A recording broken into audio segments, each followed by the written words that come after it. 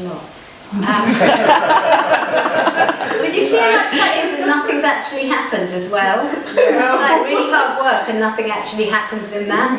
So what I started to notice is that the more I end up thinking about something, all that to me is an indication of it. It doesn't tell me whether I want to do it or I don't want to do it. All I know is I'm looking in the wrong direction for the answer. That's all I need to know. What comes next is not up to me. Something else will come in. But if I keep looking in that direction for the answer, shan't I, will I miss out, won't I miss out, how will that be? It's a whole load of made up shit that I'm making up in the moment. Not useful. Drop that, and then I can't tell you what will come in for you. But something will come in for you. And it will be coming with a clear, nice, crisp feel. There won't be, oh, do I do this or don't I do this? It's like, I'm waiting for that, but at the same time, I'm going, what if it never comes? What was the first question you asked? I can't remember.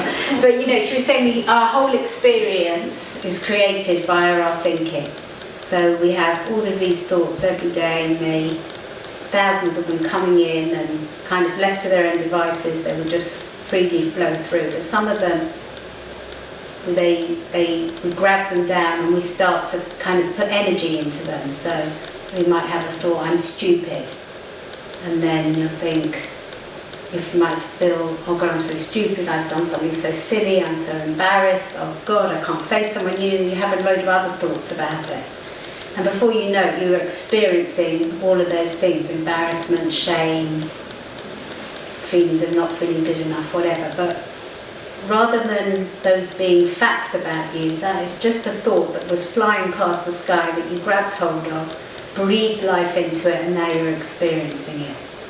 So that's really useful to know, because we are only ever experiencing moment to moment whatever we are thinking. Even, just down to the sip of that tea, it's like you experience that via your thought. You might think, oh, that feels a bit bitter, or that feels a bit hot. Whatever it is, it's your thinking about that that is giving you the experience of your cup of tea. But actually, everything is only what we think it is. Otherwise, it's. I mean, you've seen people who say, well, that's turquoise, no, that's green, and they're convinced by whatever their palette is of how they think colours are. So it's just absolutely mind-blowing, isn't it? And that's how we experience life, by our thinking in every single moment. And there's loads more to say about thought. How long this introduction? Sorry, I just jumped in. But thoughts are so quick and so fast that we don't associate a feeling to a thought, because thoughts come so quickly. That's where we get into trouble, you see, because unless we know that the feeling is attached to a thought that we've had just before the feeling, we look outside to explain why we're feeling like that, when actually the answer is very simple. We are feeling like that. I'm feeling angry because I had an angry thought. I'm feeling happy because I had a happy thought. I'm not feeling happy because you hugged me. I'm feeling happy because when you hugged me, I had a happy thought about being hugged. So, see? So that, why is it useful then to see that?